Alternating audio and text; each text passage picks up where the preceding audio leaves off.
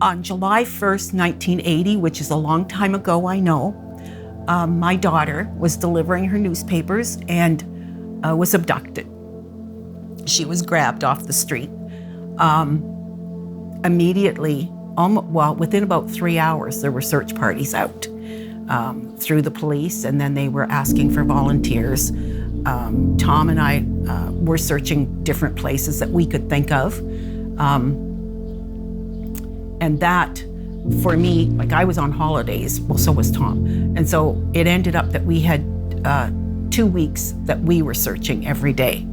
And at the end of the 2 weeks, I had to go back to work. And that was hard because I felt like I should be out there looking. And I couldn't because I had to work. It was hard to go back to work, and it was hard to sit there with all the people around me, and they didn't know what to say, so they said nothing. And it was kind of like, say something, let me see what you're feeling. But I guess they just didn't know what to say.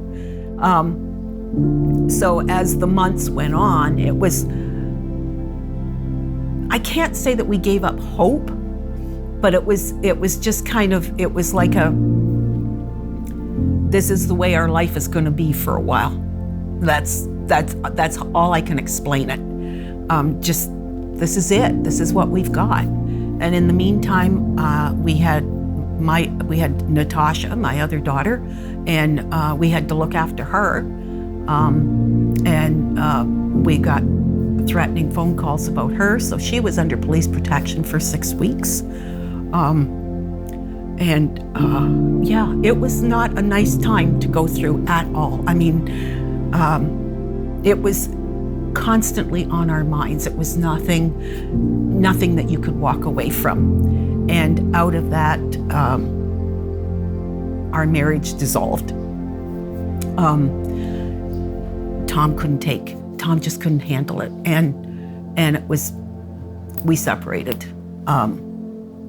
And then 7 years later, he called me and said they've found a body, and they don't know if it's Kim or not. And so we're just waiting for the autopsy reports. And it was Kim. Shortly after that, a man was arrested, and he was the one who had killed her. I was angry, and I wanted him to go through every torture I could think of, because I just felt like he needed to suffer. He needed to suffer the way that my daughter had suffered. So for years, I had all these ideas in my head of what to do to him to make him suffer even more, even though he was in prison. A couple of years after, God laid it on my heart that I needed to forgive, and that it was important that I forgive this man. So I had read somewhere about putting up a Post-it note and making the comment every day that I forgive. So that's how I proceeded. I put the Post-it note up. I prayed before I did it. Like I prayed before I did it in the first time. And then I prayed every morning before I went in and looked at it. God's timing is perfect. We don't know what the timing is going to be, but it is perfect in His eyes. And so it was over a year. It was just over a year that I had that Post-it note up there. And every morning I prayed, and then I went in and said, today I forgive.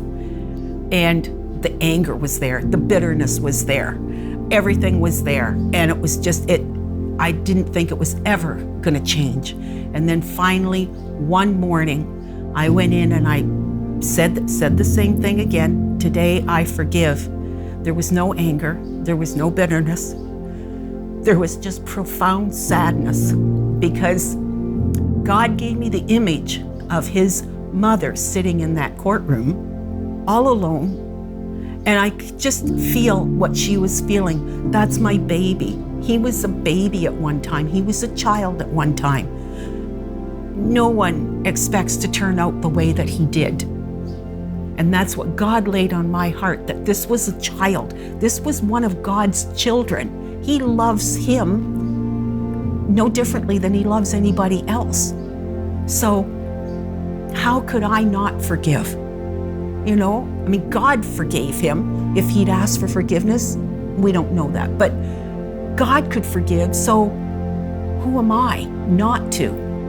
For anyone who's gone through any kind of hurt or pain or loss of any kind or any kind of tragedy, it's a journey.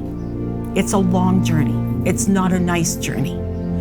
But at the end, if you have let God come in, if you have let him do the work that needs to be done, and you reach that plateau of forgiveness, I can't begin to explain to you the relief, because you're letting go of something that you've been hanging on to, that's been eating at you. And by forgiving and letting it go, you're allowing God to do his full work in you.